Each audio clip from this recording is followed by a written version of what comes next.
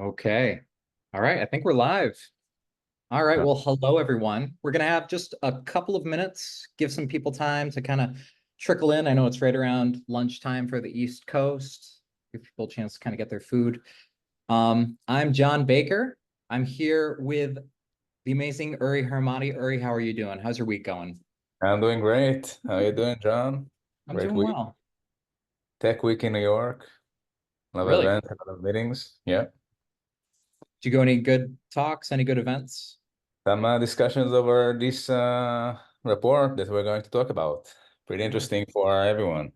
Yeah, very interesting. I know that there's a really broad opportunity for people to get some information from this. These are the kind of insights that Torii customers have been able to benefit for a long time. So I'm really excited that we're able to bring it to kind of a wider audience. Yeah. We've been asked about it for a very long time. Um, I see some known names that are joining, Mhm. and some of them asked for it themselves. And it's exciting that it's actually happening and we did it, and it's just the start. There's a long way to go there. Yeah, it's a very exciting kickoff. This has been a labor of love for a long time. So yeah, let's get this started. Hello, everyone. Welcome. Today's webinar, we're going to be talking about the SaaS Sprawl Response Guide. And we're going to be looking at it from the perspective of some cutting edge first party research coming out of Torii. There's some new data that we've been able to pull together about the extent of SaaS proliferation, AI, and shadow IT. So we're really excited about that today. Just a couple of housekeeping notes. We cannot see you, we cannot hear you, but throughout the course of this presentation, if you do have any questions, please be sure to ask those through the question box. Now, we're also simulcasting this to LinkedIn as well. For those, you can ask your questions through the comment section over there. And we'll try to save some time around the end to kind of go over those items. Now, just a quick high-level overview. We're going to be talking about, like I said, the SaaS sprawl, but we're going to really try to narrow it down and talk about three specific forms of sprawl that we've seen through our research within Torii.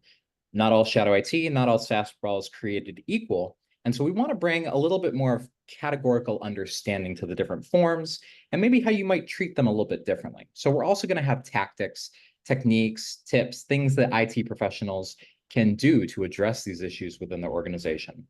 And then, like I said, we're going to wrap it up with a question and answer at the end.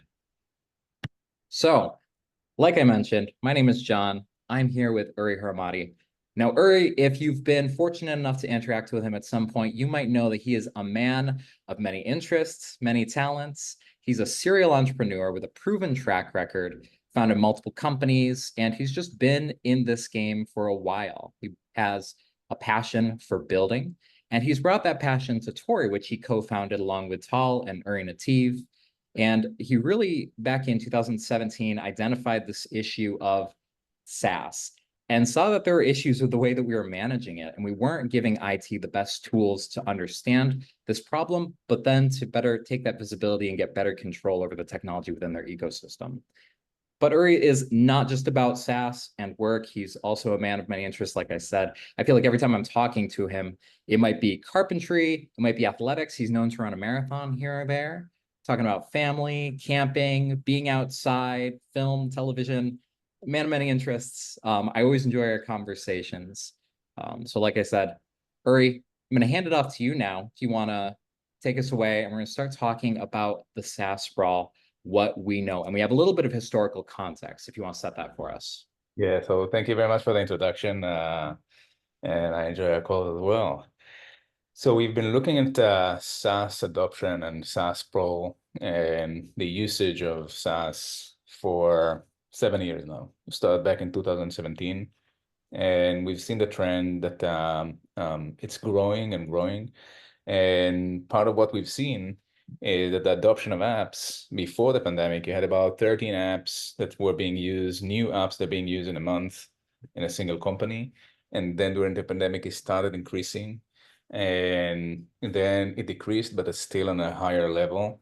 So we have 15 new applications being used in a single month in a company.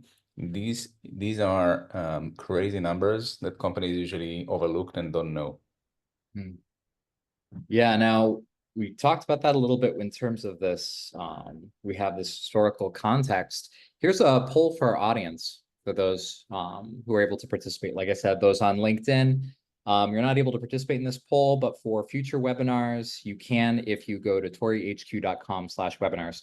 But for those who are here, we'd like to know, what do you think is the current extent? What are the number of cloud apps that can be found in a company's portfolio? Do you think it's 300, 500, 600, 900, or the limit does not exist? Little film reference for those of you you might be familiar. So we're going to look, and there are actually some other estimates that are out there. If you've seen some of these. Yep. Yeah. So we've seen many numbers over the years in my research about how many applications are being used in the company. And you see numbers from 120, 340, 250. It's actually not that easy to define how many apps are being used, because how you define how many apps are being used? Is it used monthly? Is it used by an API? Is it used by a person? Is it okay that I'm paying for it but nobody's using it? So there are different numbers and different ways to measure that. Yeah. Our number is different. Yeah. Before we reveal that number, get a little drum roll going. But before we do that, I'm curious about the results of the poll. Tracy, who's handling kind of the polls on the back end, you want to show that? Wow. So it looks like for the majority, looks like people really believe it's on the lower end. We have those estimates, poll responses saying it's around 300. Now, just to know, I should have mentioned this earlier, but we are actually doing a drawing after the conclusion of this webinar, for a gift card for those who participate throughout the course of this webinar in these polls. So we have that estimate. We have some people saying 300. Now we're going to look at what the actual number is. The 600. Uri, you talked a little bit about maybe why there's some discrepancy issues. What Yep. can you say about this number? So these are how many apps to identify in the company that aren't being paid or being used, or someone has an accountant. And the interesting part, or the way to define this number, is how many apps you should pay attention for, right? Maybe nobody is using this app, but you're paying for it. Maybe someone subscribed and it has your data, but they're no longer using it. This is the number, and it's increasing over time.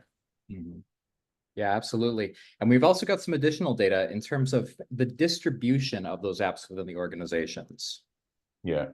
So it's also another interesting part that we see, that it's not just for the larger companies. Today, a 10 people company can already be using dozens of apps. And if you are a small startup, that can get to hundreds of apps that are being used in the company, or apps that you need to pay attention for. And the numbers are obviously increasing as the company is growing. You have more and more people. And today we know that apps are being used or being adopted by everyone in the company. So the more people you use, the more people you have that get access to new applications. And we see it day by day.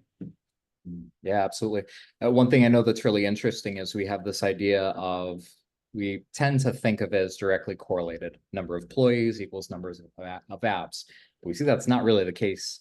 And especially you think of startups, the way we're using these cloud applications to augment our abilities and do more. And that brings us to this discussion of SaaS sprawl. And now we're going to kind of transition and talk about these three forms of SaaS sprawl. Or do you want to walk us through kind of the three that we're going to be talking about? Yeah, so we see or identify three types of SaaS Sprawl.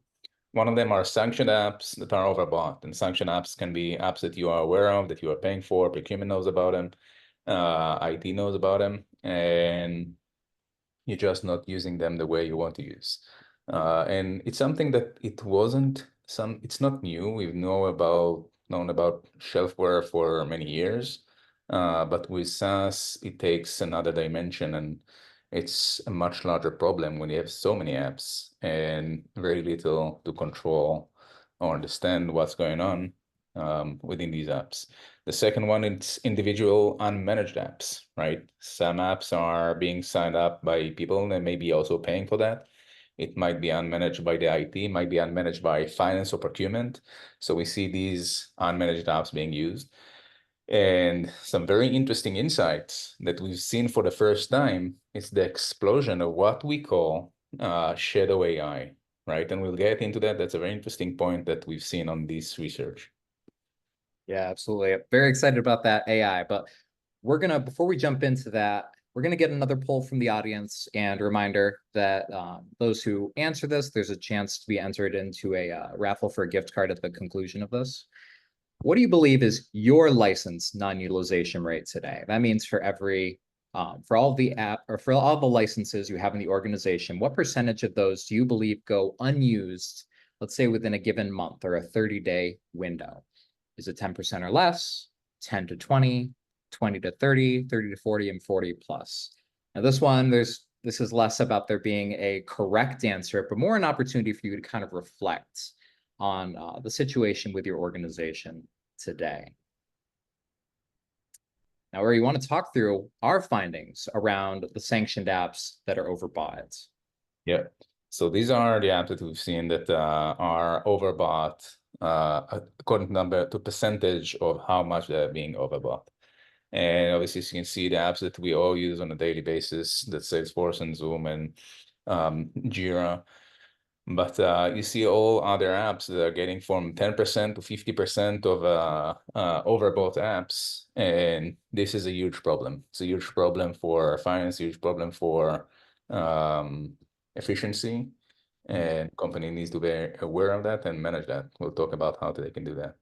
Yeah, absolutely. A little bit more about these is that there are some characteristics about these apps. What are some of those characteristics, Uri?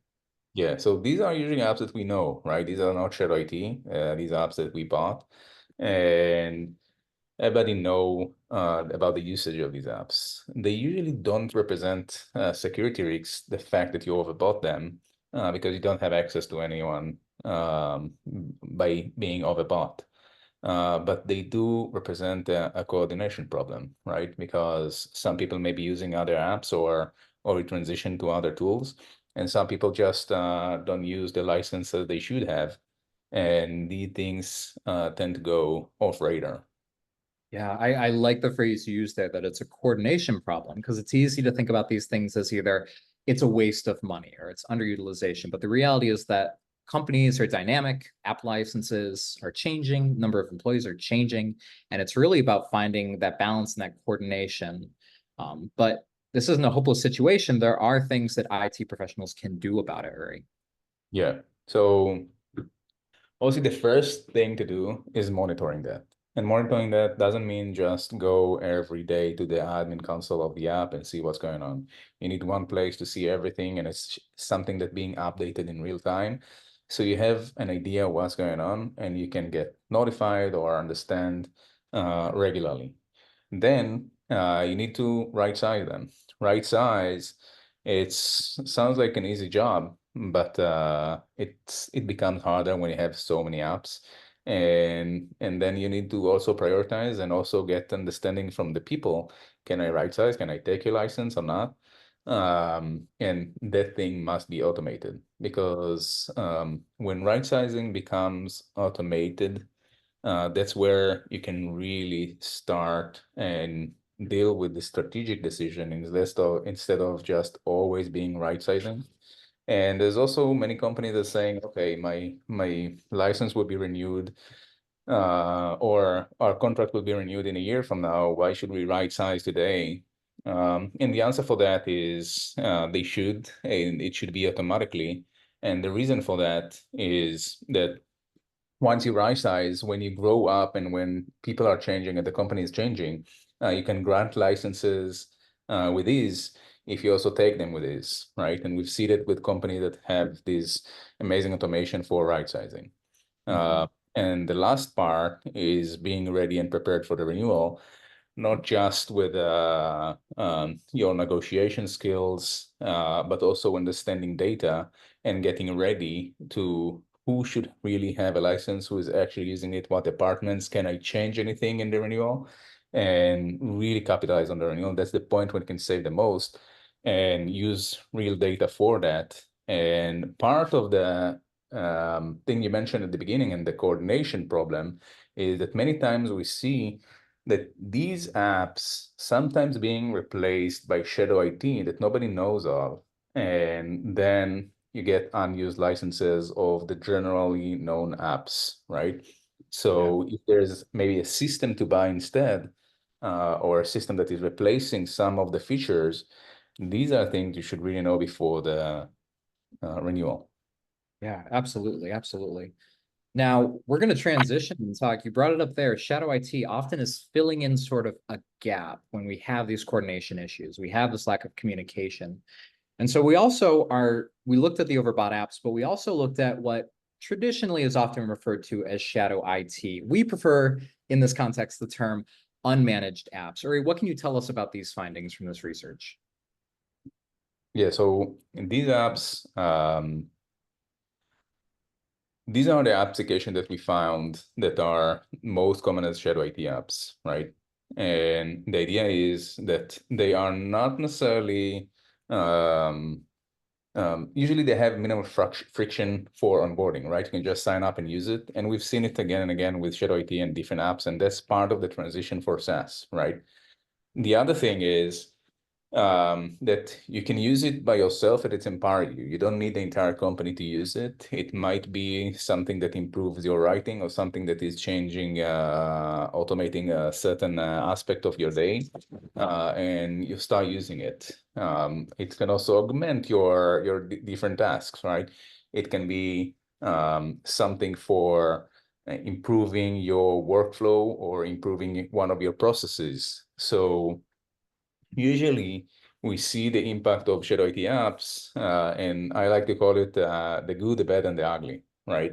Mhm. So um, the good in shadow IT apps is that people want to be more efficient, they want to be more productive with what they're doing, right? And you want to use better tools to do your job. But it also hurt your efficiency, right? It hurt your efficiency and it hurt your spend, just as we mentioned before. You might using these apps instead of other applications that being paid for. And you also might be starting a project on a certain app, and then other people are using the same project to manage the same project on a different app. And that's where efficiency gets hurt. And that's the bad side of it. The ugly side, it had a really um,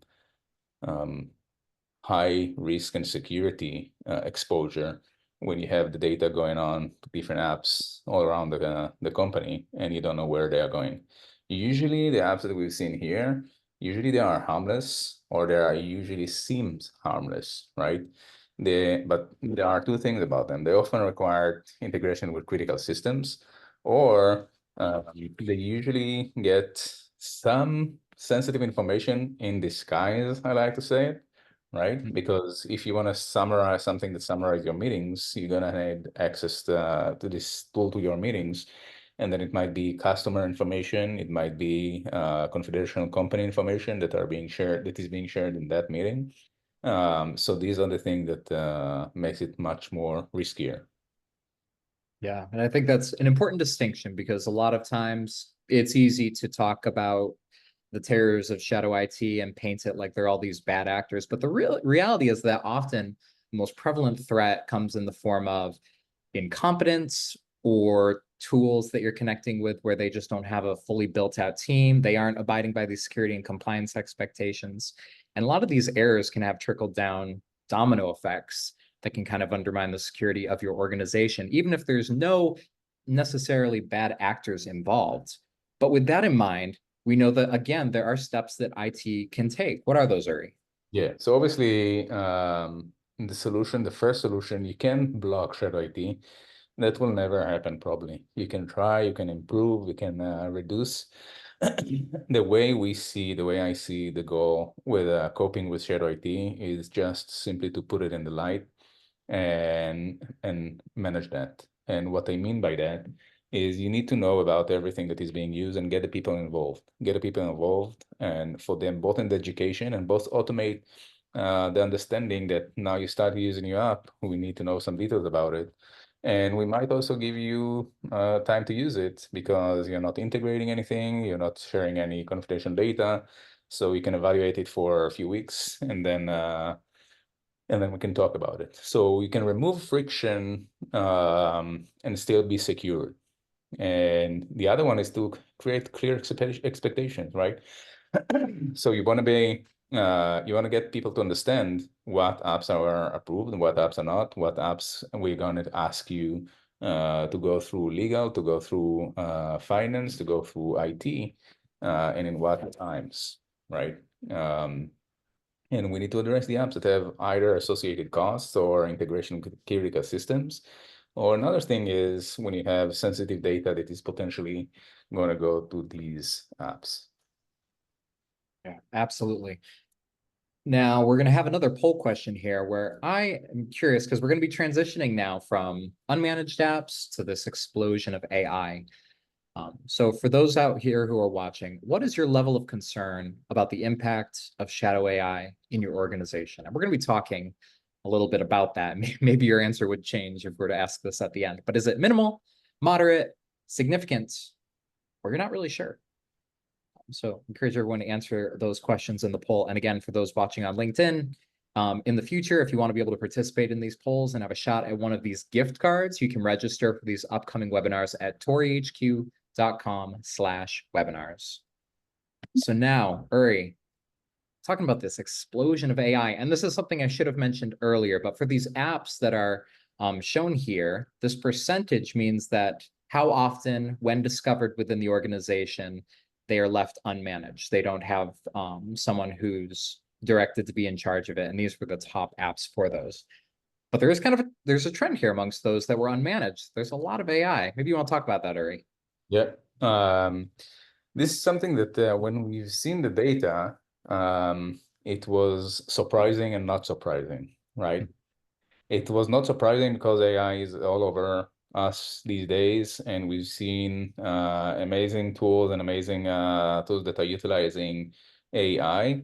It was surprising, but because we've never seen it in actual data before, and we've never seen numbers about how much these apps are part of the shadow IT or taking over shadow IT, right? So we've seen 7 of the 9 apps that we see here are shadow IT that, of the shadow IT apps that are AI powered, right? And there's a dark side of shadow AI, right? And these are not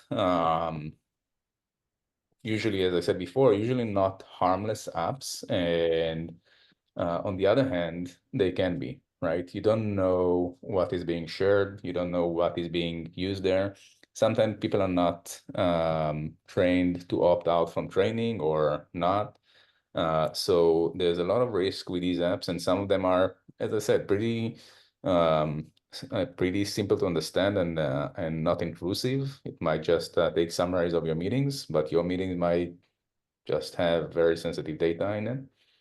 And even if it's something for your images or generating content based on some very general prompts, you want to see that this is aligned with the company's interest or voice or legal and everything else that you've seen, and company that has issues with these things. Yeah, absolutely, absolutely. And so with this, we also, not just in terms of the unmanaged apps, but we also looked at the managed AI tools, and we found that there are a lot of pure play AI tools that we're finding in organizations. Can you talk us through that a little bit, Uri? Yeah, obviously that's the other side of the shadow IT, that we've seen a huge increase in the pure play AI tools from ChatGPT and OpenAI that are being used. OpenAI is being used for the API, and companies like Pinecone for the database. And these are real apps that are being used and are well known, and that these are being adopted really fast. Absolutely. So we see that there's this explosion of AI, but once again, like we've been saying, IT is not helpless in this area. What are some of the things that they can do? Yeah. So part of it is prioritize shadow AI over other shadow IT apps, right? So we can also understand, every time that someone starts to use a new app, if it's incorporated in AI, you can decide, okay, either I want to see that are trained or understand what the policies around AI, and if this app is whitelisted for using this AI or not within the company. That's one thing. Extra consideration on data security, and if it's sub-processing of data, access to customer data, and understanding and training for the end users of how and what the data you are sharing. And the last part is obviously to work with legal about, usually that's a combination of IT and legal, about clear guidelines and policies that either both give people the freedom to use certain tools, and both create the process of adoption of new AI-based tools that incorporate either security review or legal review or anything around that. And it can be done faster than other apps that you have in the process. Yeah. All right. So we've covered a lot of ground today, Uri. Let's give people a quick recap. What are the big points, the big things that they should take away from this report? So first thing, the SaaS Sprawl is not slowing down, right? And we've seen also the generative AI revolution that we've seen in the last year or two that create a lot of opportunities for new apps and new apps that are starting bottom up. So the most common forms of sprawl that we've seen, apps that are being overbought, unmanaged apps, and the new shadow AI, right? And AI is a new vector of sprawl, right? It needs to be treated a little bit different. And we also, conventional discovery methods simply don't work. You can go and ask people around the company, okay, are you using that or are you using that? Sometimes they use it for once or twice and they forget, and a week goes by and they use it again. You can only manage what you see, right? That's the idea of taking shadow IT out of the darkness and start managing all the apps, even if they are bought or not bought, or have an owner or not have an owner. Yeah, absolutely. Visibility. It all starts with visibility. And to that end, I'm going to give another plug for our new benchmark report. For those of you watching, you can view it at toriehq.com/benchmark. We will also be sending a direct link to the report at the conclusion of this presentation for those who registered. And I want to encourage everyone to, keep their eyes out. We've got some upcoming webinars that are going to be happening frequently on Wednesdays. Our next one, which is going to be next week with Uri Nativ, another co-founder and the CPO here at Torii, about how IT can thrive in the age of SaaS. And we're going to be looking at that through the perspective of kind of a SaaS maturity model. Where do you find yourself on that maturity model? And then how do you transition from one level to the next? I know this presentation was really about understanding kind of the SaaS sprawl. The next one is going to be a little bit more about what are the big steps you take to improve your standing with SaaS. Also encourage you to check out some of these other ones. We're going to be talking about tactical solutions to the processes that might be outdated in your organization. How do you lock down and create a cybersecurity framework that is sustainable and works? And then a really important one in context of what we've talked about on July 17th, we're going to be looking at data mapping for success. And that's all about strategies to identify the vulnerabilities and ensure compliance. And that is a really big piece for those who are concerned about AI within their organization. All right, so now, like I said, we've got some time for questions and answers. So I'd like to encourage everyone, if you've got some to put in the chat. We're right up against time, so we're probably only going to take one or two of those. All right, and so I'm seeing read this. What are top priorities for IT when dealing with the different forms of, I think what this question is getting at is there's a lot of forms of SaaS sprawl, limited bandwidth. We know we have a lot of IT professionals who they're one or two person shops within the organization. Where do they start, Uri? What's the first place they go? Can you repeat it? You talk about the SaaS Sprawl, where they start? Mm-hmm. Yep. Yeah. So first part is discovery, understanding what's going on, understanding everything that is being used in the company. Who's using it, how much they're using it, how much you're paying for. That's the basis for everything. And on top of that, you need to understand the insights and what to do next, and then automate your process. Yeah, absolutely. Automate. That actually relates to another question we had, specifically relating to discovery. They're essentially asking, how do I discover these applications? Conventional methods don't work.